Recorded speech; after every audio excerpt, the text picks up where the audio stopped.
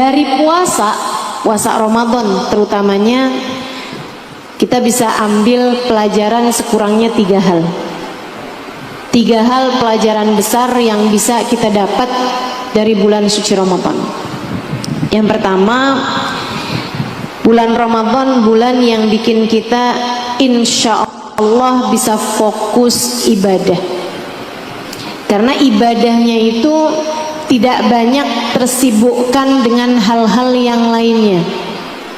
Nih ya, biasanya kita kalau hari-hari biasa, apalagi ibu-ibu nih, makan pagi-pagi udah masak buat sarapan, ya Bu. Buat sarapan itu aja kan ada banyak perkara-perkara kecilnya yang harus dipikirkan, kayak nyiapin piringnya, cuci piringnya sesudahnya, masaknya juga, cuci-cuci perabotannya, dan seterusnya. Kemudian makan siang, ada berapa banyak tuh waktu yang kita gunakan untuk sibuk-sibuk urusan makanan, sibuk-sibuk mengurusi perkara-perkara perut kita. Nah, di bulan suci Ramadan, teman-teman sekalian, diringkes jadi maghrib sama subuh. Di waktu-waktu yang memang kita tidak, maksudnya gini, di waktu-waktu yang kalau misalnya kita bisa ringkes, tuh waktu ibadahnya jadi lebih panjang. Dengan kita bangun subuh, mau nggak mau kita bangun juga untuk dapat melaksanakan sholat tahajud, sholat malam, betul gitu kan? Jadinya kita bisa lebih fokus buat mengerjakan ibadah, lebih banyak ibadah yang kita bisa dapat di bulan suci Ramadan. Tapi kok saya enggak ya Ustazah? Ya itu kamunya aja. Bulan suci Ramadan adalah bulan yang membuat kita seharusnya bisa lebih fokus menjalani ibadah. Ditambah dengan, ibu kenal nggak sama penghalang ibadah? Kalau kita mau baca Quran, dia ngomong begini nih, gak usah baca Quran deh, lebih baik nyenengin anak, lebih baik buka TV biar tahu kabar politik terkini.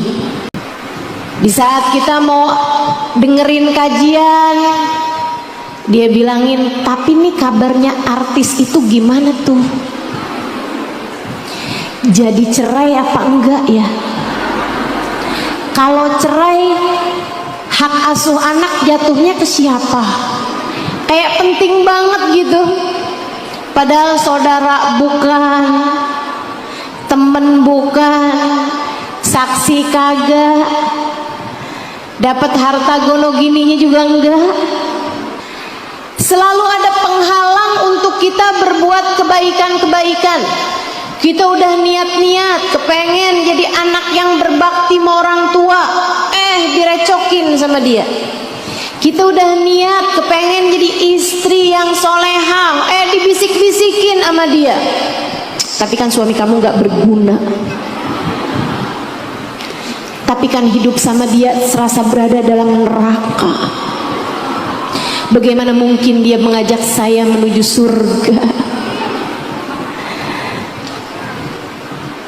Giliran ibu-ibu udah niat-niat kepengen mau jadi ibu yang solehah buat anak-anaknya, selalu memperlakukan anak dengan penuh kasih sayang, dia ngebisikin, dia bilang nanti anak kamu jadi manja, nanti anak kamu tuh mentalnya jadi cengeng, nanti anak kamu tuh akhirnya nggak bisa ngapa-ngapain, dia akhirnya meremehkanmu karena kamu yang lembek sama dia. Ada aja bisikannya. Siapa namanya? Setan. Bulan puasa penghalang ibadahmu diambil sama Allah Subhanahu wa ta'ala. Penghalang ibadah ditarik balik, dibebas tugaskan sebagaimana yang disampaikan Allah SWT dalam salah satu hadisnya yang disampaikan baginda Nabi besar Muhammad sallallahu alaihi wasallam, idza jaa awwalu lailatin min Ramadan, idza jaa Ramadan futihat abwabul jinan wa ghulliqat abwabun niran wa suffidatis syayatin. Di dalam riwayat yang lain wasulsilatis syayatin. Apabila datang bulan suci Ramadan, pintu-pintu surga dibuka, ibadah jadi gampang, menuju ke surga jadi gampang. Pintunya udah dibuka, kamu nggak harus ngetuk, kamu nggak harus nunggu sampai pintu tersebut dibukakan bagimu. Pintunya udah ngablak. Wa ghulliqat abwabun niran, pintu neraka ditutup. Artinya kamu jadi sulit berbuat dosa di bulan Ramadan, udah ditutup. Ngapain kamu gedor-gedor? Jadi orang yang bulan Ramadan juga tetap berbuat kemaksiatan kayak orang yang pintu udah ditutup-tutup, digedor-gedor sama dia. Jangan jadi orang yang gedor-gedor pintu neraka. Wasulsilatis syayatin wasuffidatis syayatin, kata Nabi Muhammad, dan di bulan Ramadan setan-setan diikat, dibelenggu, ditarik tugas, diberhentikan sementara, diliburkan sampai kepada bulan suci Ramadan. Jadi kalau ada orang di bulan Ramadan ngajakin kamu berbuat dosa, ngajakin kamu berbuat maksiat, kamu bilang sama dia, perasaan setan udah diikat.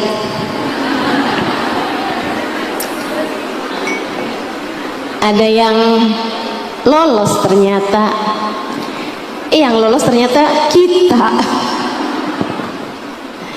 Kitanya udah jadi setan ya, naudzubillah. Ustazah, kalau setan diikat nih ya, kok saya masih bisa berbuat dosa sih? Itu namanya hasil didikan setan dalam dirimu. Kayak pemain bola kan ada pelatihnya, Bu. Tapi kalau nggak ada pelatihnya, dia bisa main bola apa nggak? Bisa. Tetap bisa aja main bola. Udah ahli, udah mahir. Kita jangan jadi orang yang kayak begitu. Kita jangan jadi orang yang setan udah diikat, tetap aja kitanya bikin dosa, tetap aja kitanya malas ibadah. Jangan. Mudah-mudahan kita bisa fokus ibadah di bulan suci Ramadan. Amin ya rabbal alamin. Jadi bulan Ramadan itu adalah bulan di mana kita bisa fokus ibadah. Karena penghalang-penghalangnya ibadah sudah dinontugaskan, sudah tidak lagi aktif pada bulan suci Ramadan. Ditarik dari peredaran. Gak ada tuh yang ngebisikin di hati kamu buat ninggalin ibadah. Ada ustazah, tetap aja. Itu bukan setan, tapi hawa nafsu. Bisikan dari nafsumu sendiri. Kamu berarti hanya tinggal menundukkan hawa nafsumu. Gimana caranya? Saya memang kepengen ustazah Ramadan tuh biar bagus gitu, biar hataman Qur'annya ada, dan kalau perlu berbilang 2-3 kali hatam Qur'an. Pengen terawihnya jangan bolong-bolong gitu, tiap malam bisa ngerjain terawih dengan bilangan yang sempurna, 20 rakaat tambah witirnya 3. Kalau perlu witirnya sempurnakan jadi 11. Kepengen biar ada sedekahnya, kepengen biar ibadahnya jadi lebih maksimal. Tapi kok selalu aja digodain dengan hawa nafsu. nafsu. Tiap mau sedekah nih selalu mikirnya, ntar beli jilbab baru buat lebaran gimana, ntar beli baju buat lebaran gimana, ntar beli kue toples, kue kering buat ngisi toples bulan hari lebaran, dari mana duitnya? Tiap kali mau sedekah kehalangan, padahal kan setan udah nggak ada. Iya betul, udah nggak ada. Itu dari hawa nafsumu. Gimana caranya biar hawa nafsu mau mengerjakan ketaatan? Saudara sekalian yang saya muliakan, Imam Ghazali menyebutkan dalam kitabnya caranya dua. Hawa nafsu itu kata beliau kayak hewan liar, kayak kuda. Kuda itu bu kalau tunduk, kuda tuh kalau tunduk cakep. Kita bisa naik kuda tersebut, bisa kita bawa menuju ke tempat yang kita inginkan. Tapi kalau kudanya lagi liar, kalau kudanya tantrum, kalau kudanya ngamuk, boro-boro kita mau dibawanya ke tempat yang kita mau, akan tetapi yang ada bisa ditendang kita, bisa diinjek kita, bisa diapa-apain kita, dikuasain sama kuda tersebut. Dan itu yang sering terjadi pada kita. Kita secara tidak sadar menjadi budak dari hawa nafsu kita sendiri. Sampai banyak orang tuh diperbudak sama hawa nafsunya, sampai yang haram-haram sekalipun dia mau kerjain.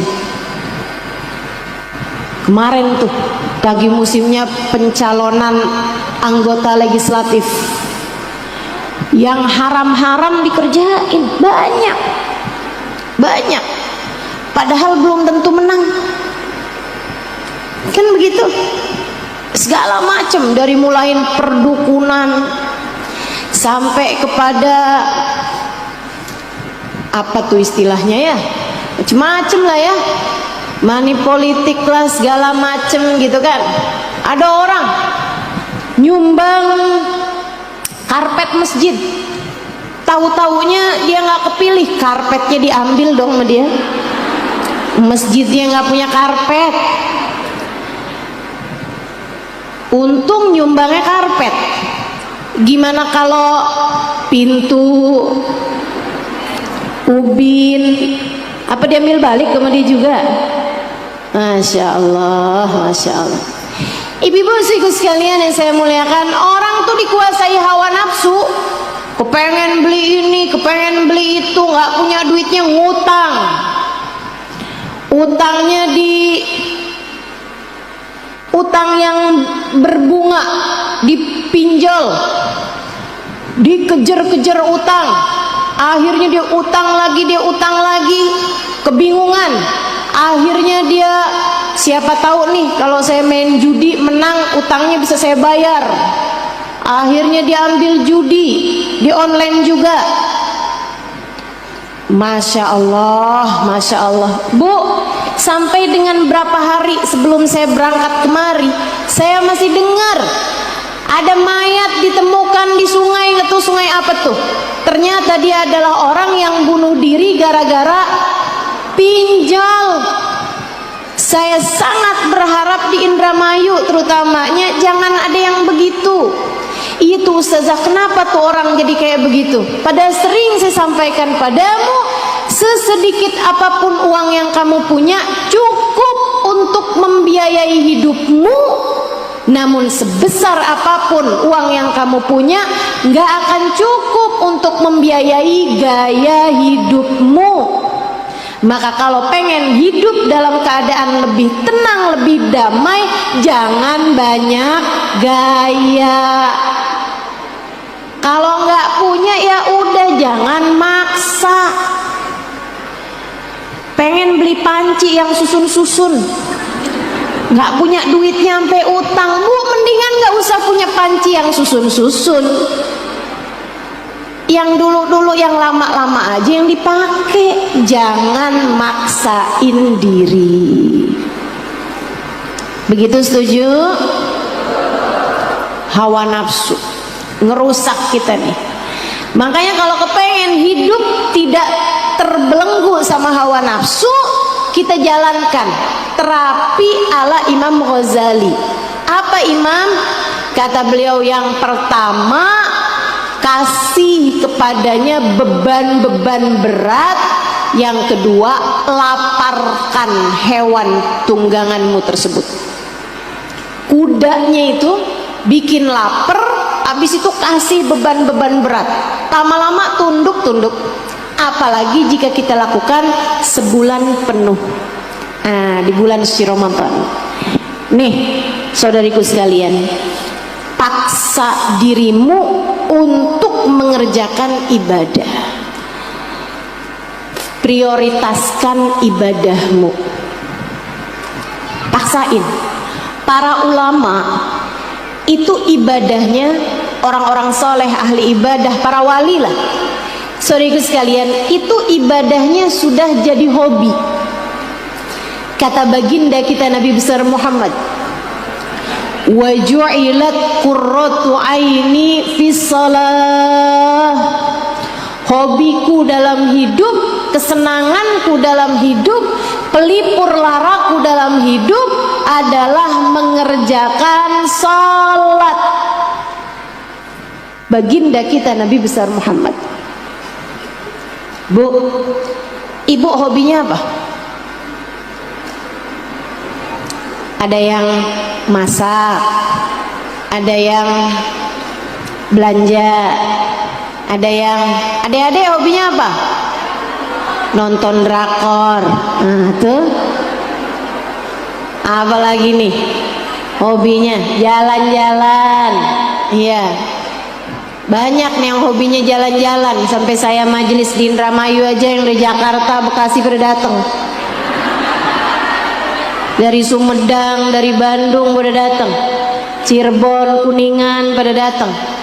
Saya sih husnuzon memang segitu senengnya buat hadir majelis, segitu senengnya buat hadir maulid, bacaan maulid gitu ya, tawasul bareng-bareng sama saya gitu. Saya sih husnuzon. Tapi sisi suudon saya,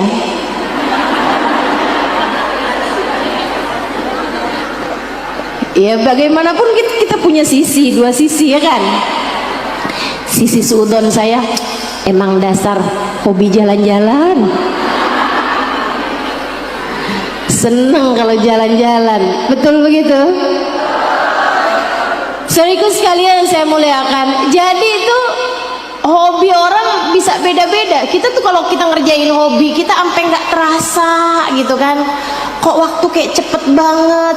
Bu, ada orang yang hobinya sholat. Siapa itu? Baginda kita Nabi besar Muhammad. Hobinya ngerjain sholat.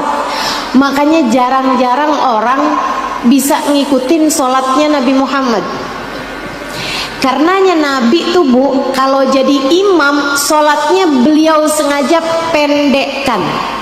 Karena nggak semua orang hobi sholat.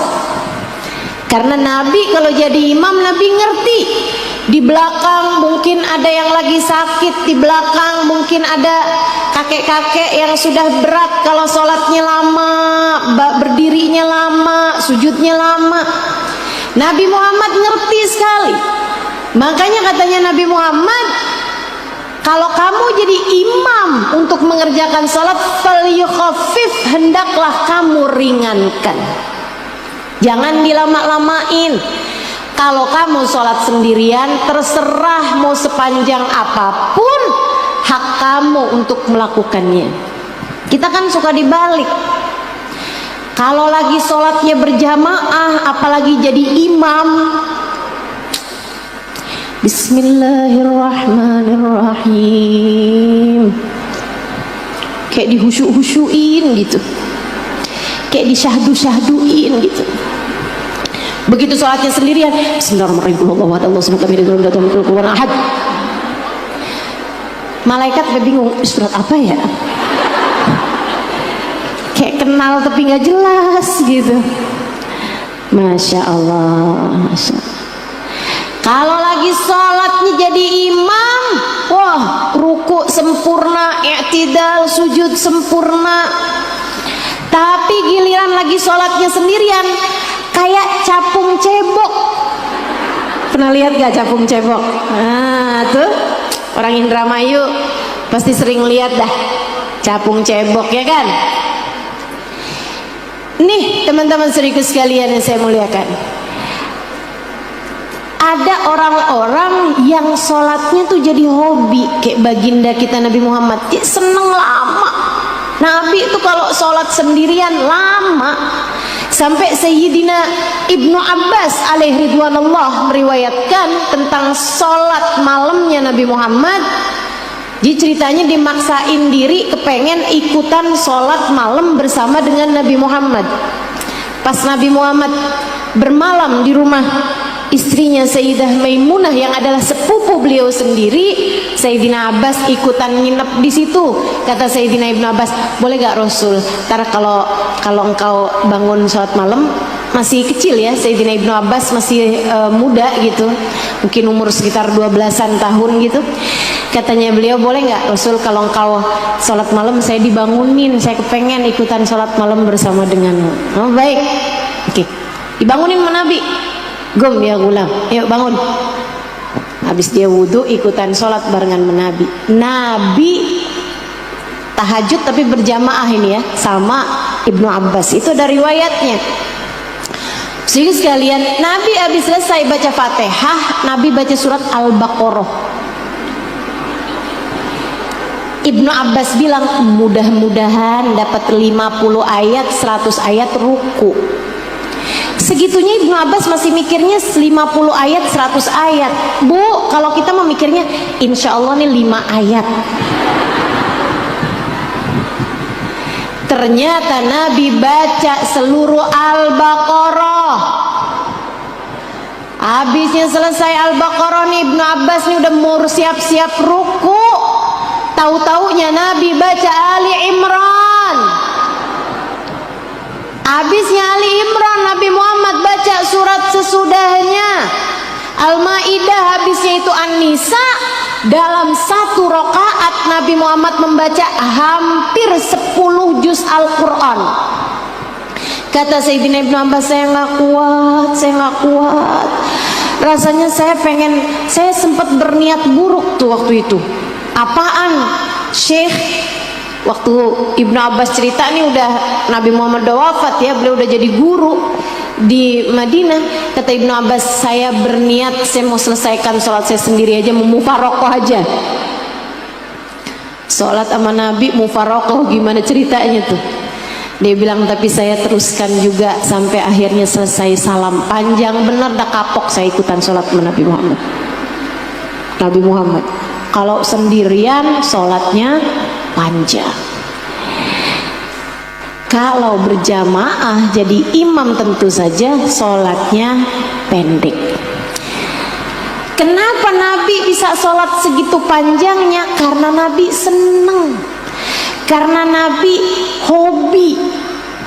Emang bisa ustazah orang hobinya ibadah? Bisa. Dan sebenarnya hatimu tanpa ada terkontaminasi sama hawa nafsu, hatimu tanpa ada bisikan-bisikan setan, sebenarnya kullu mauludin yulad ala fitrah, semua anak lahir dengan membawa fitrah. Artinya sangat mungkin seseorang menjadi senang beribadah, sangat mungkin seseorang menjadi hobi beribadah. Saudara sekalian saya muliakan, saya jumpa terakhir tahun 2021 seorang Habib di Kota Tarim. Beliau, seluruh keluarganya tahu, seluruh ahli Tarim juga tahu, ibadahnya adalah dengan tiap sehari semalam beliau menghatamkan 1 kali hataman Quran. Sesudah berpuluh-puluh tahun. Bukan amalan baru Bu, dari zaman mudanya sampai masa tuanya. Tiap hari hatam 1 hataman Quran, tiap hari 1 hataman Quran. Ibu-ibu serius sekalian, itu orang kalau nggak hobi nggak bisa. Betul nggak? Kalau nggak hobi nggak bisa, Bu. Nah, kayak modelan dirimu itu. Saya mau baca 1 juz, buka Quran. Baca beberapa ayat, kok kayaknya lama ya. Nggak usah sejuz deh, setengah aja. Habis itu baca pas sampai di bawah Shadaqallahul Adzim. Ada yang kayak begitu? Mana orangnya? Saya. Sayyidina Utsman ibn Affan alaihi ridwanullah mengatakan, al-mu'min la yashba' minal Qur'an. Orang Islam nggak akan kenyang-kenyang baca Al-Quran, kayak masih lapar aja gitu. Kayak kita kalau lagi makan tuh, kan ada orang kalau makan nggak kenyang-kenyang. Habis selesai makan, belum nih ininya nih, makanan penutup belum nih, oh kerupuknya belum habis, oh lauknya belum habis, oh habis ini bikin teh, habis ini bikin ini, habis ini makan ini, habis ini terus aja gitu makan. Tapi gak kenyang-kenyang nih makannya. Orang mukmin kayak gitu sama Al-Quran.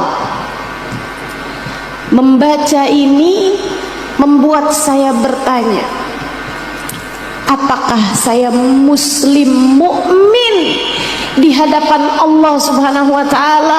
Karena ternyata orang mukmin tidak akan kenyang-kenyang membaca Al-Quran. Padahal saya begitu pegang Al-Quran kok berasanya kenyang, berasanya kayak udah cukup deh, kayaknya udah nggak jadi berjus-jus, kayak merasa cukup dengan sekian lembar Al-Quran. Bu, mukminkah kita di hadapan Allah? Orang mukmin ibadahnya prioritas, ibadahnya kuat. Saudariku sekalian yang saya muliakan, ada Hubabah Khadijah bintu Syekh Abu Bakar ibn Salim alaihi ridwanullah di kota Tarim Hadramaut sana. Itu Bu, doanya mustajab. Saya ketika melihat wajah beliau, saya ngerti arti hadisnya Nabi besar Muhammad sallallahu alaihi wasallam ketika ditanya tentang tanda wali min auliyaillah.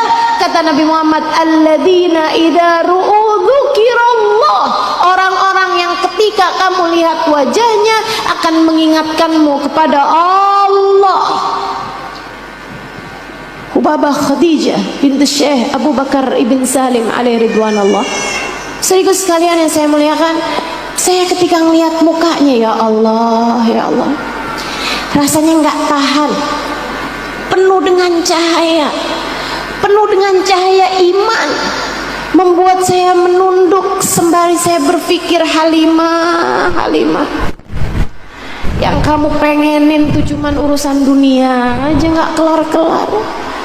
Halimah, Halimah, dosa aja yang kamu kerjain. Halimah, Halimah, ini seharusnya jadi kayak begini, hamba Allah tuh mestinya kayak begini. Padahal saya belum dengar apapun beliau berbicara, hanya dengan sekedar memandang wajahnya mengingatkan kita jalan lurus yang seharusnya kita tempuh. Hubabah Khadijah. Saudaraku sekalian yang saya muliakan, beliau ini, teman saya nanya, Hubabah, amalan Hubabah itu apa? Beliau bilang, saya nak senang baca istighfar. Istighfarnya Hubabah apa? Saya baca istighfar, astaghfirullah lil mu'minin wal mu'minat. Ya Allah, aku mohon ampun kepadamu untuk semua umat Islam, baik yang laki-laki maupun yang perempuan. Berapa banyak Hubabah bacanya? Saya nggak pernah ngitung, nak. Kapan Hubabah bacanya? Dari mulai habis selesai makan malam, udah selesai sholat isya, makan malam, habis itu saya witir 8 rakaat. Dia bilang, habis itu saya duduk di sejadah, saya siapin 5 buah kurma. sama air segelas. Saya bacanya seukuran itu. Duduk, astagfirullahaladzim. Hamba-hamba tercinta di sisi Allah Subhanahu wa taala. Kayak begitu cara mereka menjalani kehidupan. Mereka faham arti wa ma khalaqtul jinna wal insa illa liya'budun. Tidaklah kami ciptakan jin dan manusia kecuali buat ibadah kepadaku, kata Allah. Aku ciptakan kamu buat ibadah kepadaku.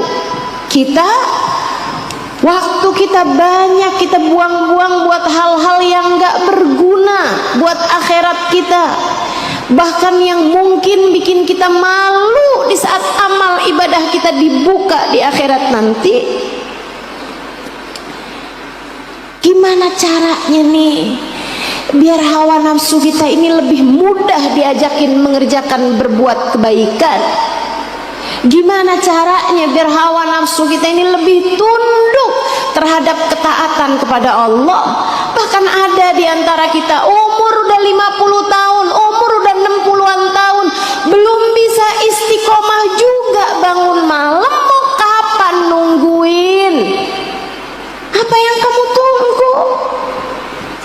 Segitu tuanya rambut udah pada beruban, tahajud masih belum bisa juga, bahkan bangun subuh pun udah mulai kelihatan terang gitu cahayanya. Subuh pun seringkali kelewatan. Kamu pikir kamu nggak dihisab di akhirat? Kamu pikir di akhirat nanti dengan cara hidupmu seperti itu kamu bisa dengan mudah melewati jembatan Sirat? Kamu pikir dengan cara hidupmu semacam itu, belum lagi ditambah dengan dosa demi dosa yang kamu lakukan, ghibah, namimah, marah-marah, nyakitin hati orang, dunia aja isi kepalanya. Kamu pikir dengan cara hidup semacam itu kamu bisa ada di belakang barisan Nabi Muhammad? Atas nama cinta aku sampaikan padamu, Bu, Kak, Dek, Nak, waktumu telah tiba untuk memperbaiki mutu hidupmu. Mulailah belajar memprioritaskan ibadah dalam hidupmu itu. Yuk belajar bagusin sholat, benerin sholat, belajar banyakin Quran, banyakin zikir, belajar buat nggak melulu memprioritaskan dunia, belajar buat mulai memperbaiki ibadah dan ketaatan kita kepada Allah. Insya bulan Ramadan waktunya tarawih jangan bolong. Insya ambil rokaatnya yang benar.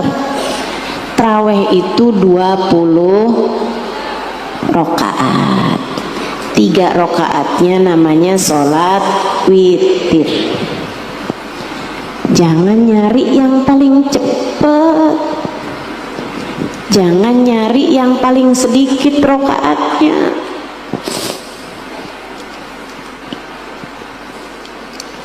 Tapi katanya Ustazah 8 rokaat sama 11 rokaat tuh dalilnya kuat. Kalau yang 20 rokaat amat tambah 3 rokaat tuh katanya dalilnya lemah. Kamu tahu apa urusan kuat melemah? Coba tanyakan hatimu. Jangan-jangan ucapanmu tersebut berasal dari hawa nafsu yang gak kepengen sholatnya panjang. Jangan-jangan ucapanmu tersebut berasal dari hawa nafsu yang males buat ibadah. Itu untung aja orang tuh kemudian mikirnya 8 berdasar dari hadisnya Sayyidah Aisyah. Ini kalau misalnya nih ada yang cari-cari dalil, cari-cari gitu, kemudian dia mutusin sholat raweh tuh 2 rakaat aja udah cukup. Saya khawatir nih umat pada milih yang 2 rakaat. 20 rakaat sholat sunnah tarawih.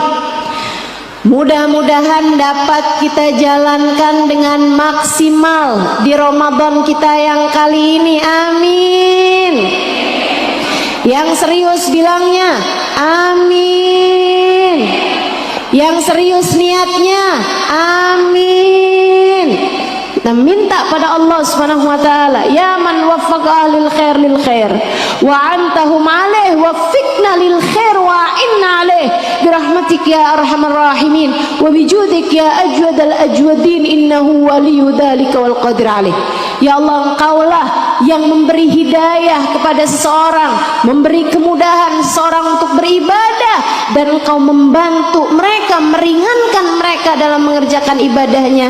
Ya Allah, kami minta padamu, bantu ringankanlah kami dalam mengerjakan ibadah kepadamu. Ya Allah, ya Allah, ya Allah. Insya Allah. Kenapa sih Ustazah emang tarawih segitu pentingnya? Penting. Saya banyak baca hadis mengenai Ramadan. Hampir semua fadilah yang dijanjikan oleh Allah di bulan suci Ramadan selalu menggabungkan antara puasa sama tarawih. Man shoma Ramadan wa qamahu imanan wa ihtisaban ghufira lahu ma taqaddam min dhanbihi. Siapa yang bulan Ramadan puasanya bagus, tarawihnya bagus, maka dia akan diampuni dosa-dosanya. Man shoma Ramadan wa qamahu imanan wa ihtisaban kharaj min dunubihi kayawm waladathu ummu. Siapa yang puasa Ramadannya bagus, tarawihnya bagus, maka dia akan keluar dari bulan Ramadan dalam keadaan seperti bayi yang baru dilahirkan dari rahim ibunya. Ada banyak tuh hadis-hadis mengenai fadilahnya Ramadan.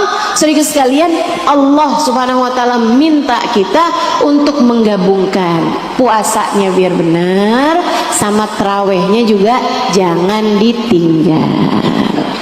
Jadi kita niat tahun ini tarawihnya semuanya sempurna, nggak ada bolong-bolongnya. Insya amin ya rabbal alamin. Tarawihnya habis itu biar ada bangun malamnya. Kalau bangun malam tuh jangan cuma nyiapin sahur doang, ya. Bangun dini hari itu jangan cuma nyiapin sahur doang, tapi biar dapat 2 rakaat, 4 rakaat, gitu kan? Dari sholat tahajud kita biar kebiasaan. Habis selesai bulan Ramadan, jangan kemudian, udah kelar dah. Nggak gitu. Kita teruskan bangun malamnya.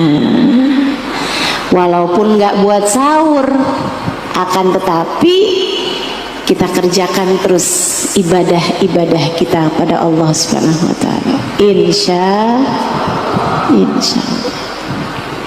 Insya Allah. Bu, saya banyak ketemu orang soleh.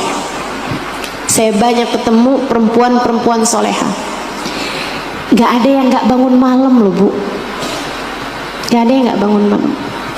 Bahkan Nabi Muhammad mengatakan, ma'uqidatil wilayah illa fi jawfil lail. Tidak diberikan kewalian kepada seseorang kecuali di waktu sepertiga malam terakhir. Bahkan Nabi Muhammad SAW mengatakan, rakaatan fi jawfil lail kanz min kunuzil jannah. 2 rakaat aja kamu kerjakan di waktu malam merupakan tabunganmu, simpananmu, bekalanmu buat surgamu nanti. kamu yang kepengen di akhirat masuk surga, maka yuk belajar buat bangun di waktu malam, sholat barang 2 rakaat, 4 rakaat sebelum subuh, kemudian doa, minta sama Allah. Teman saya sampai bilang, saya nggak percaya ada doa di waktu sepertiga malam terakhir yang nggak diijabah sama Allah. Apalagi kalau model muka-mukamu tuh kayak banyak masalah gitu. Cobain bangun waktu malam, minta sama Allah, ya Allah, liatin saya ya Allah, sayangi saya ya Allah seperti Engkau telah menyayangi hamba-hamba tercinta di sisimu. Liatin anak-anak saya ya Allah, jaga mereka seperti Engkau telah menjaga anaknya para kekasih-kekasihmu, seperti mana Engkau telah menjaga hamba-hamba tercinta di sisimu. Ya Allah, saya sayang sama anak saya ya Allah. Seperti apapun keadaan mereka, saya minta kepadamu, sayangi juga anak-anak saya ya Allah. Sebagai ibu, kamu bisa bikin apa sama anakmu selain doa? Bisa jagain anak 24 jam? Gak bisa. Apalagi kalau anak udah mulai sekolah, udah mulai bergaul gitu kan. Gak takut tuh. Ibu gak takut anaknya kena pergaulan yang salah? Ibu gak takut? Ibu gak takut kok sampai di luaran anakmu kenapa-napa, dijahatin sama orang? Ibu gak takut? Takut kan? Saya aja yang gak ada anak, saya takut Bu. Orang-orang yang saya sayangi saya doain gitu. Ayolah, yuk. Hal terbaik yang bisa kamu lakukan buat anakmu adalah kamu doakan di jam-jam dimana Allah Subhanahu wa Ta'ala memang sedang mencari hambanya. Siapa nih yang lagi ibadah? Siapa nih yang lagi berdoa?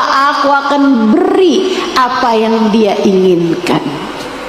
Ayo, ibu-ibu sekalian yang saya muliakan, apapun aja yang kamu mau, urusan duniamu, urusan agamamu, semuanya minta sama Allah Subhanahu wa Ta'ala. Cari waktunya yang gak punya banyak saingan.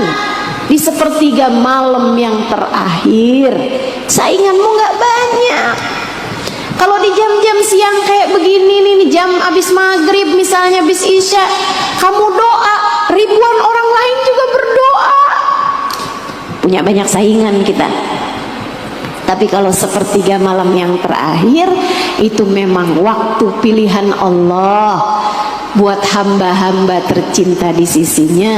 Semoga kamu menjadi salah satunya. Amin. Atau prioritaskan ibadah. Apapun aja yang bisa kita kerjain, kita kerjain. Bulan Ramadan nanti nih pembelajarannya nih, sedekahnya biar ringan teman-teman sekalian. Apa yang kita punya lebihan dari harta kita, yuk kita sedekahkan, yuk kita sedekahkan, gitu ya.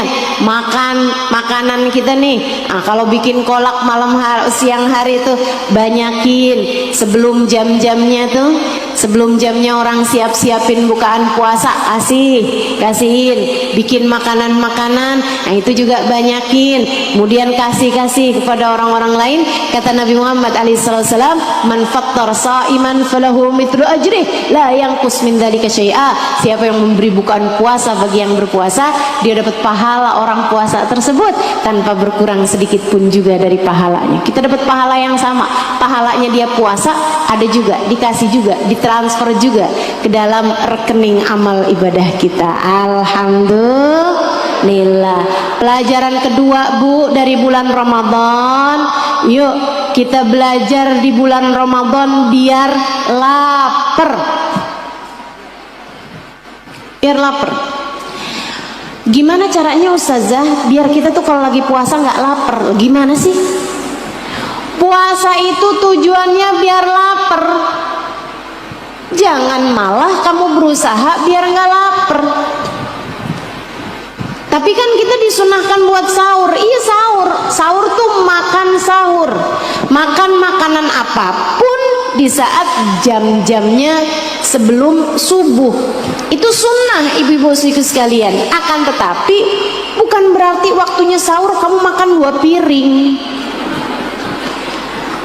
atau 1 piring tapi munjung, yang akhirnya di saat sahur, akhirnya di saat puasa kamu sama sekali tidak merasakan lapar.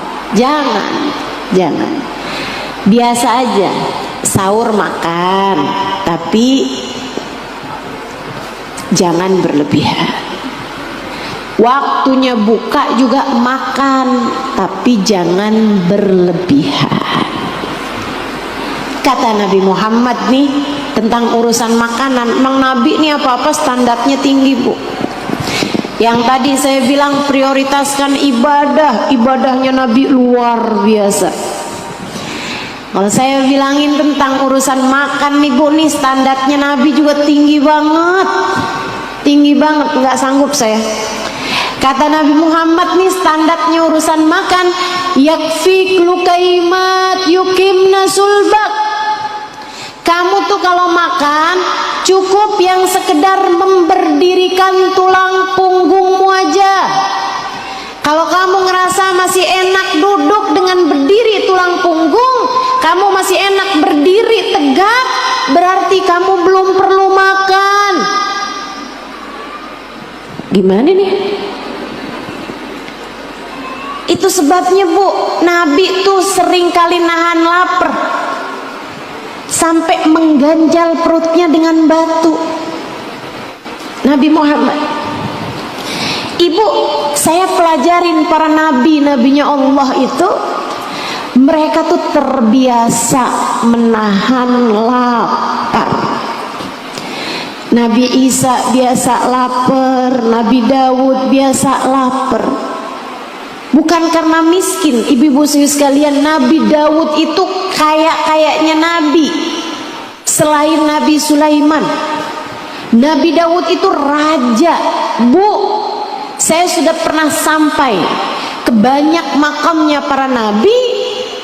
Ibu-ibu sekalian, makam Nabi paling cakep tentu makamnya baginda kita Nabi besar Muhammad sallallahu alaihi wasallam. Itu si cakep bohir batin nih, Bu, ya. Ibu-ibu sekalian, makom Nabi paling cakep yang kedua yang pernah saya lihat, ada berapa belas nabi gitu, dari 25 nabi itu yang sudah saya kunjungin makamnya. Ibu-ibu sekalian, itu, Bu, yang paling cakep makamnya Nabi Daud. Ada di atas kastil, di atas bangunan istana di Palestina sana, ya, Bu, ya.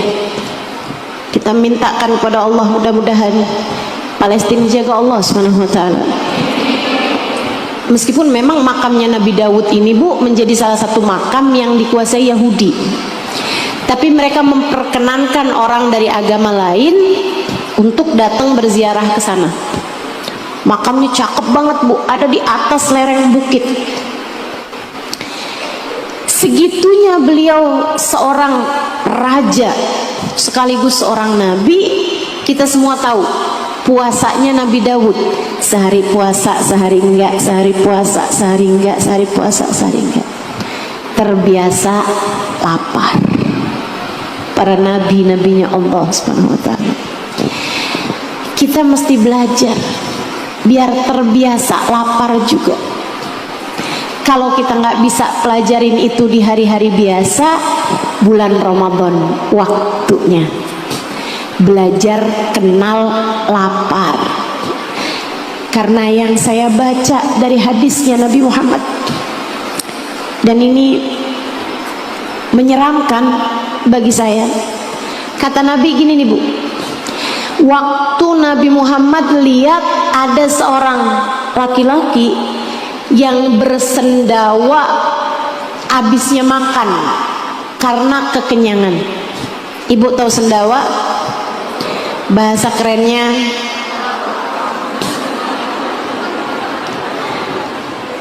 betahak ya. Kalau bahasa Indonesia namanya apa? Atob. Oh iya, ingat saya atob. Bahasa Jawa Timur gelegean. Itu bahasa Arabnya jutha. Nabi Muhammad lihat ada orang habis selesai makan, dia makan banyak. Habis selesai makan dia gini. Nabi lihat dia, Nabi nggak seneng. Kata Nabi gini, ya hadza kufa'an kajuzak. Pak, tahanin tuh sendawanya, tahanin atobnya, kata Nabi gitu. So jangan unceng-unceng itu, tahanin. Fa inna man tala shib'uhu fid dunya tala ju'uhu yaumal qiyamah. Karena siapa orang yang panjang kenyangnya di dunia, akan panjang laparnya di akhirat nanti. Serem benar. Kita hari-hari biasa kadang-kadang lupa buat belajar lapar. Sekurangnya bulan suci Ramadan, yuk ingatkan diri buat belajar lapar. Karena lapar tuh banyak manfaatnya. Lapar itu banyak faidahnya. Katanya Imam Ghazali, lapar tuh, perut kalau lapar, anggota tubuh yang lain kenyang. Perut kita kalau lagi lapar, mata nggak kepengen nonton, telinga nggak kepengen dengerin gosip, nggak kepengen dengerin musik, mulut nggak kepengen ngobrol, tangan nggak kepengen banyak bergerak, kaki nggak kepengen banyak jalan-jalan. Jadi itu anggota tubuh kita ini, kalau perut kita lapar, yang lainnya kenyang, yang lainnya kenyang. Tapi dia jadi enak buat kita bawa ibadah. Saya ini santri ibu-ibu, 12 tahun saya nyantri di pondok-pondok pesantren bermacam-macam. Ibu, saya kasih tahu, saya akan sangat kesulitan untuk bisa konsentrasi belajar maupun mengajar kalau perut saya kenyang. Apalagi kalau kekenyangan. Aduh, repot tubuh tuh. Nginget hadis susah, nginget ayat susah, mikir-mikir yang keras-keras susah kalau saya dalam keadaan kekenyangan. Itu sebabnya saya percaya betul sama apa yang disampaikan Imam Al-Ghazali. Katanya Imam Ghazali, kadzab man idda'a annahu khashi' wa huwa syab'an. Bohong orang ngaku bisa sholat khusyuk dalam keadaan perutnya kekenyangan. Gak ada ceritanya. Orang bisa sholat khusyuk kalau perutnya kenyang, apalagi kekenyangan. Coba aja ibu inget-inget sholat maghrib abis buka puasa. Baca Qur'annya gini, Bismillahirrahmanirrahim, Alhamdulillahirabbil alamin.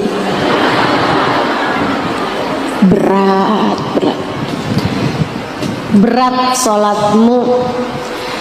Bawaan mau terawihnya berat. Kalau kamu buka puasanya terlampau kenyang. Yuk belajar buat nahan lapar di waktu kita puasa. Belajar untuk enggak kekenyangan di waktu kita berbuka, di waktu malam hari di mana kita diperbolehkan makan. Jangan sampai puasa kita isinya sepanjang siang tidur, sepanjang malam makan. Ada yang begitu? Mana orangnya? Tahun kemarin, tahun ini insya Allah enggak. Amin. tahun ini siang banyak baca Quran, malam hari tarawihnya panjang, ibadahnya panjang, doa istighfarnya panjang, zikirnya panjang. Amin ya rabbal alamin. Belajar buat lapar, penting. Dengan lapar kamu bisa lebih ngerti rasanya orang-orang yang dalam keadaan kelaparan. Berapa hari yang lalu saya ada lihat satu video, ada seorang ibu dikasih roti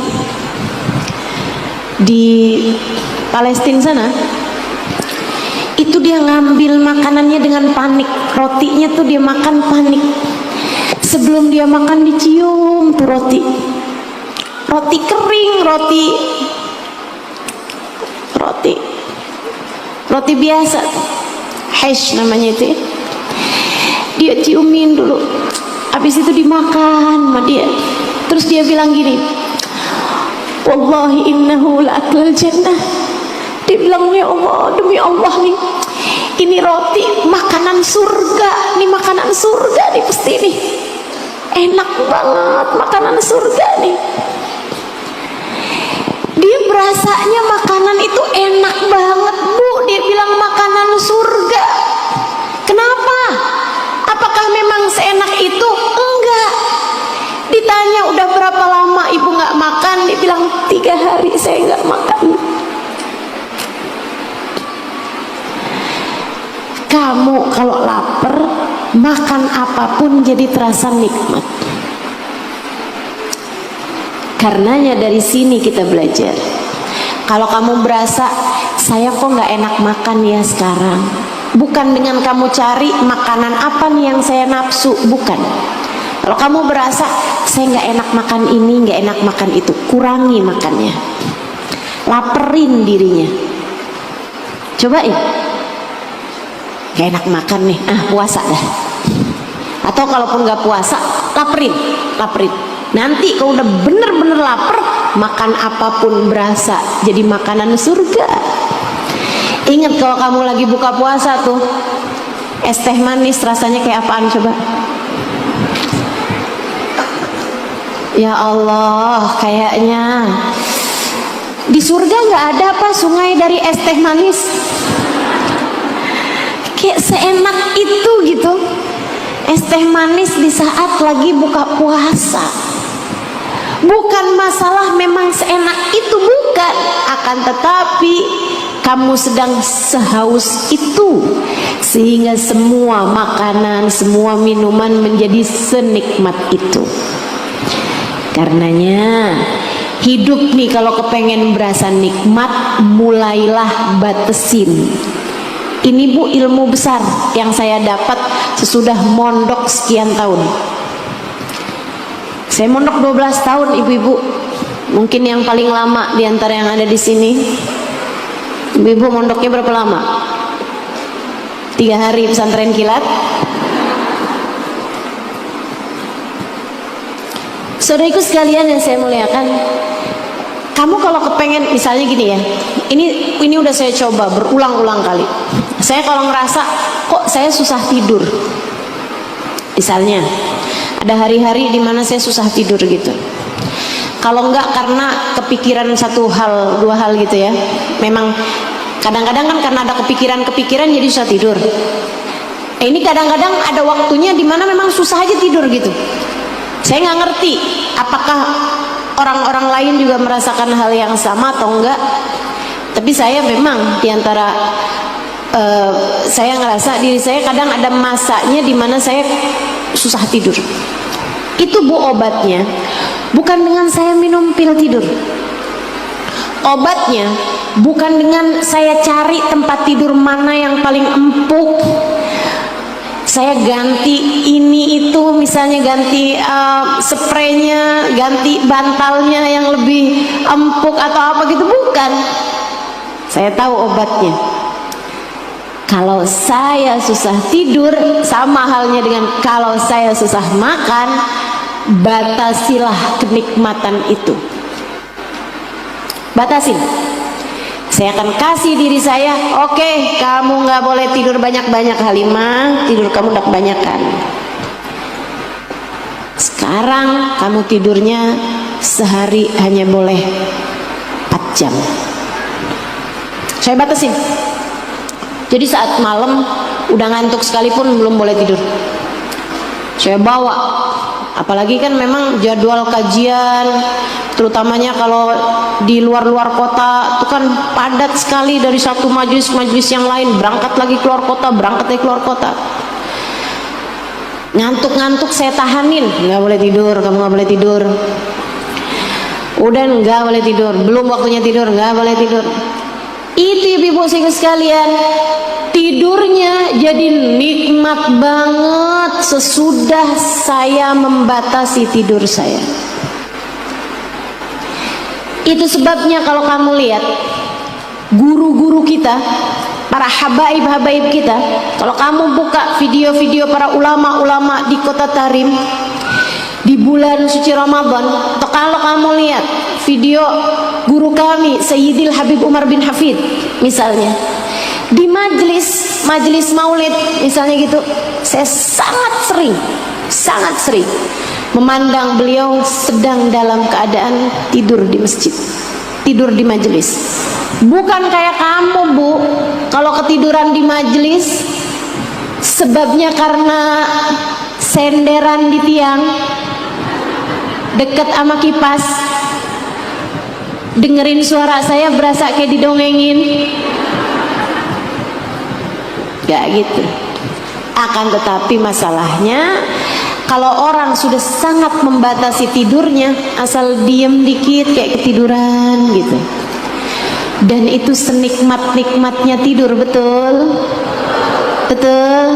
Nah tuh, maka ibu-ibu sekalian nih, di bulan suci Ramadan kita batasin makan dengan lapar, batasin tidur dengan begadang, batasin semuanya biar sedikit-sedikit. Karena doanya para ulama kita tuh, kalau mau masuk bulan suci Ramadan mereka doa gini, kalau udah masuk Rajab, Sya'ban gitu, mereka doa gini, Allahumma barik lana fi Rajab wa Sya'ban wa ballighna Ramadan. Itu doanya Nabi. Terus doanya para ulama, wa a'inna 'alas siyam wal qiyam wa qiraatil Qur'an. Ya Allah, bantu kami di bulan Ramadan biar puasanya bagus, biar tarawehnya bagus, dan juga biar baca Qur'annya juga banyak, bagus juga. Wa ghanni'na bil qalil minat ta'am wal manam wal kalam. Ya Allah, bantu kami di bulan Ramadan menyedikitkan makan, menyedikitkan tidur, menyedikitkan bicara. 3 hal itu kita usahakan buat sedikit di bulan suci Ramadan. Dikit makan, dikit tidur, sedikit ngomong. Insya Allah, yuk belajar buat lapar. Yang ketiga yang bisa kita pelajari dari bulan suci Ramadan, yang mudah-mudahan dapat kita amalkan, bisa kita pahami dari bulan suci Ramadan adalah ketidakbergantungan kita terhadap apapun selain Allah. Bu, ini saya yakin nih, ibu-ibu nih kalau yang pagi tadi nggak sarapan, ini jam segini nih berasanya kayak yang Ibu ya, berasa apa Bu? Lapar, lemes, kayak bawaan pengen cari tempat rebahan gitu kan? Begitu bergantungnya kita sama makanan dan minuman di hari-hari biasa. Di bulan suci Ramadan Allah kepengen kita tidak bergantung bahkan kepada yang paling pokok dari keberlangsungan hidup kita, yaitu makanan dan minuman. Kita nih selama hidup nih Bu, kayaknya yang paling bergantung kita rasakan kan, tentu saja selain daripada nafas ya Bu ya, kalau itu sih memang kayak harus gitu kan. Tapi selain daripada itu gitu, kayaknya yang paling utama tuh kayak yang air, minum, sama makan. Makanya Bu, orang kalau di luar Islam tuh aneh sama ibadah puasa kita gitu. Ya ampun, kok kuat ya orang Islam buat puasa gitu. Gak makan, gak minum dari subuh ke maghrib, ya Allah. Apalagi kalau subuh sama maghribnya di negara-negara Eropa di musim dingin. Ibu, saya pernah ada di Australia, jam 9 malam itu mataharinya terang Bu, belum maghrib. Maghribnya jam 10. Bu kebayang gak tuh? Subuhnya jam berapa Ustazah? Jam 4, jam setengah 3, jam setengah 4 gitu udah subuh. Panjang banget puasanya. Buka puasanya jam 10 malam Bu. Untung itu tidak terjadi di Indramayu. Terus mereka buka puasa jam berapa Ustazah? Jam segitu. Masa mau buka puasa lagi matahari terang-terang kayak begini kan gak enak rasanya. Kuat nggak untuk Ustazah puasanya? Kuat. Saudara-saudari kita yang ada di sana pada puasa. Kalau datang bulan suci Ramadan dan waktu buka puasanya kayak gitu. Ibu-ibu sekalian yang saya muliakan, kok bisa kuat ya Ustazah puasanya? Ya, kamu juga bisa kuat tuh puasa sampai dengan maghrib. Itu juga aneh kalau dibandingkan dengan hari-hari kamu biasanya. Jam segini belum minum dari subuh sampai sekarang. Allah, tenggorokan kering banget. Dari subuh sampai sekarang kamu misalnya belum makan apa-apa gitu, udah berasa perutnya keroncongan. Tapi alhamdulillah, kalau bulan Ramadan kok kita kuat aja ya puasa. Alhamdulillah, Allah lagi mau ngajarin kita Bu.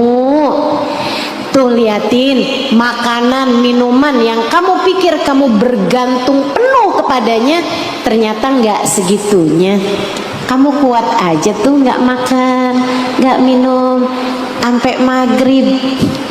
Apalagi hal-hal yang lain, kamu kuat. Saya nggak kuat kalau sampai saya duitnya sedikit. Kuat. Saya nggak kuat kalau sampai saya nggak punya suami. Kuat. Ama makan, ama minum yang kamu pikir kamu nggak kuat tanpa kehadirannya dalam sepanjang hari, segitunya Allah buktikan kita semuanya kuat menjalani itu. Sebulan, bukan sehari 2 hari, sebulan tanpa makan, tanpa minum sepanjang hari, dari subuh ke maghrib kita kuat. Allah lagi mau ngajarin sama kita semuanya, wahai hambaku, kamu tidak bergantung pada makanan, kamu tidak bergantung pada minum, kamu hanya bergantung kepadaku. Yang kamu perlukan dalam hidup bukan makan minum, bukan suami, bukan anak, bukan rumah, bukan handphone, bukan apapun. Akan tetapi kamu hanya bergantung kepadaku, kepada Allah. Maka yuk belajar buat menyedikitkan kebergantungan kepada apapun selain kepada Allah. Para istri yang hidupmu kamu rasa sangat bergantung kepada suamimu, kamu merasakan saya rasanya nggak bisa hidup tanpa dia, sampai segala cara kamu tempuh untuk membuat hati suamimu tidak berpaling darimu, sampai kadang-kadang yang haram-haram kamu kerjakan. Operasi plastik biar suami nggak berpaling kepada perempuan yang hidungnya lebih mancung. Kamu jagain badan sampai segitunya, naik sekilo aja pusing. Nanti kalau badan saya nggak langsing lagi, suami saya akan berpaling hati. Ibu-ibu sekalian, nggak gitu caranya jalanin kehidupan. Kamu sebenarnya tidak bergantung pada suamimu. Kamu bergantung kepada Allah. Kamu bergantung kepada. Kalau anak saya kenapa-napa ntar gimana? Kalau anak saya nanti kawin kemudian dia ninggalin saya, dia sibuk sama keluarga barunya gimana? Kalau gitu anak saya jangan sampai kawin. Kalaupun dia kawin harus tinggal bersama dengan saya. Saya nggak mau jauh dari anak saya. Nggak gitu Bu, nggak gitu. Nggak gitu. Jangan takut, jangan takut. Ustazah, tapi nyatanya kayak gitu Ustazah. Saya udah tua, saya ditinggalin sama semua orang. Anak-anak saya nggak ada sama saya Ustazah. Tenang, tenang, tenang. Kamu sekarang anak udah pergi meninggalkanmu, tinggal di luar kota jauh darimu. Suami kamu udah meninggal dunia misalnya. Kamu rasa hidup kamu gak ada yang ngurusin. Tenang, ada Allah bersama denganmu. Kamu sebenarnya tidak sebegitunya bergantung kepada manusia. Bahkan kepada makanan minuman sekalipun sebenarnya kamu gak sebegitu bergantungnya. Kamu hanya bergantung kepada zat yang menghidupkan dan mematikan, zat yang membahagiakan atau menyengsarakan. Namanya Allah wasyafi wal kafi. Dialah sang penyembuh, dialah yang mencukupi. Hasbunallah wa ni'mal. Kita cukup dengan Allah. Kita cukup dengan Allah. Ni'mal wakil. Dialah seindah-indah zat yang diserahi berbagai macam urusan. Yuk belajar untuk tidak menggantungkan hati kepada siapapun. Insya itu 3 hal bisa kita pelajari dari bulan suci Ramadan. Malam pertama Ramadan nanti namanya Lailat Nadrah, malam pandangan cinta dari Allah SWT. Besok malam siap-siapin diri ya. Jangan terlalu capek hari itu, biar malamnya kamu jangan cuman tidur. Bisa terawih kamu tidur, besok paginya cuman keburu waktu buat makan sahur gitu. Jangan. Usahakan malam hari itu kamu ibadah sebaik-baiknya. Jangan cuman ibadah zahir. Usahakan ibadah batin, ibadah hati. Besok malam baca Quran, baca istighfar, baca zikir, doa. Banyakin doa. Kamu bilang, ya Allah, ampuni segala dosa. Munajat, kamu inget-ingetin dosamu, kamu inget-ingetin kesalahan-kesalahanmu. Linangkan air matamu, mohon ampun pada Allah Subhanahu wa ta'ala. Mengadulah kepadanya, minta kepadanya, ya Allah, liatin saya ya Allah, liatin saya ya Allah, liatin saya ya Allah, liatin anak-anak saya ya Allah, liatin suami saya, liatin orang tua saya. Sayangi kami semuanya ya Allah, seperti Engkau telah menyayangi hamba-hamba yang tercinta di sisimu. Saya memang gak pantas buat Engkau liatin dengan cinta. Hati saya banyak aib-aibnya ya Allah. Saya gak pantas Kau lihat dengan cinta.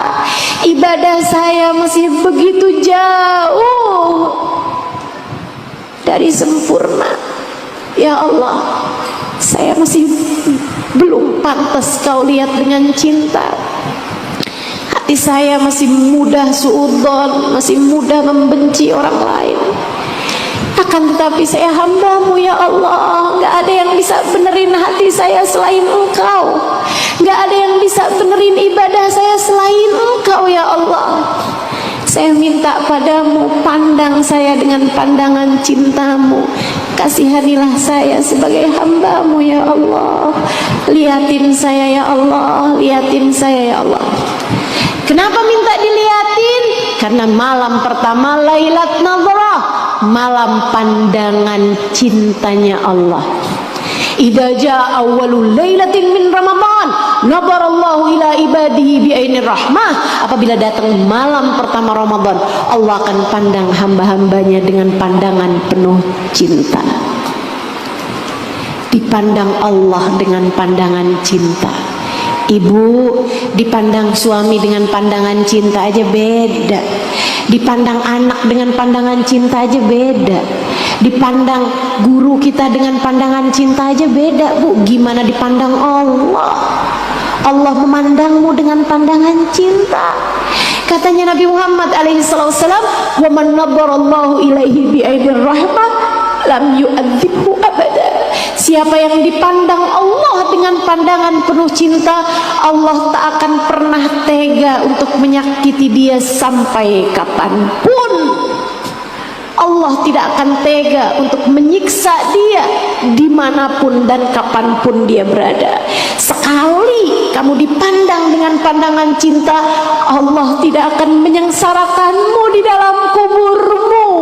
Allah tak akan menyengsarakanmu di saat sakaratul mautmu. Allah tak akan menyengsarakanmu di padang mahsyar, dan Allah tak akan menyengsarakanmu di hari kiamat. Bahkan Allah tak akan menyengsarakanmu di sisa hidupmu, di sisa hidupmu.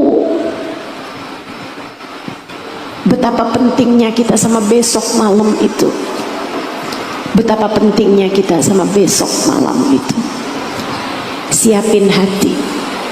Allah itu ngelihat zahir, tapi lebih banyak lagi ngelihat batin.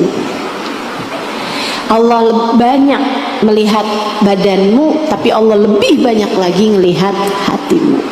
Yang Allah lihat tuh hati. Hati yang menunduk, hati yang ngaku salah, hati yang ngaku dosa, hati yang bersimpuh di hadapan Allah, hati yang sujud pada Allah Subhanahu wa ta'ala. Sampaikanlah besok malam banyak-banyak doa seperti ini. Ala ya Allah binadrah minal ainir rahimah tudawi kullama bi min amradin saqimah.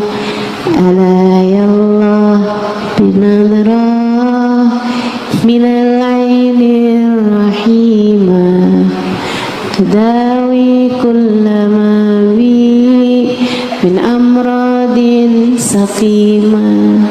Ya Allah, tolong lihatin saya ya Allah, tolong lihatin saya ya Allah. Ala ya Allah binadrah, tolong lihatin saya ya Allah. Minal ainir rahimah, dengan pandangan cintamu, pandang aku dengan pandangan kasih sayangmu. Tudawi kullama bi, sembuhin saya ya Allah, sembuhin badan, sembuhin pikiran, sembuhin hati.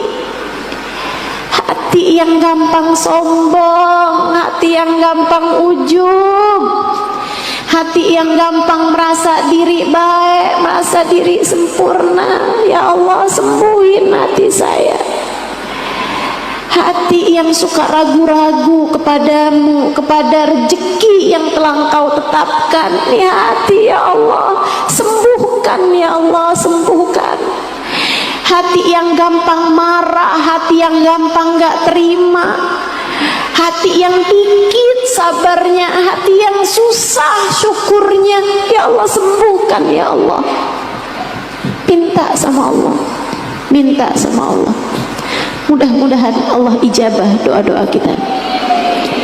Saya sangat berharap semuanya besok malam dipandang Allah dengan pandangan kasih sayangnya. Saya sangat memohon untukmu dan untuk keluargamu, semoga semuanya dipandang Allah dengan pandangan cintanya. Mari kita sama-sama saling berdoa, mari kita sama-sama saling berharap. Semoga pandangan cintanya besok malam dan juga semua rahmat, kasih sayang, ampunan, pembebasan dari api neraka Allah perkenankan untuk diberikan kepada kita di sepanjang bulan Ramadan ini, insya Allah. Semoga tidak ada sesiapapun yang terhalang dari apa yang Allah janjikan pada bulan Ramadan nanti, insyaallah. Ala hadhihi niyah wa bikulli niyatin salihah jami'ah syamilah ila hadratin Nabi Muhammad sallallahu alaihi wa alihi wasallam. Al-Fatihah.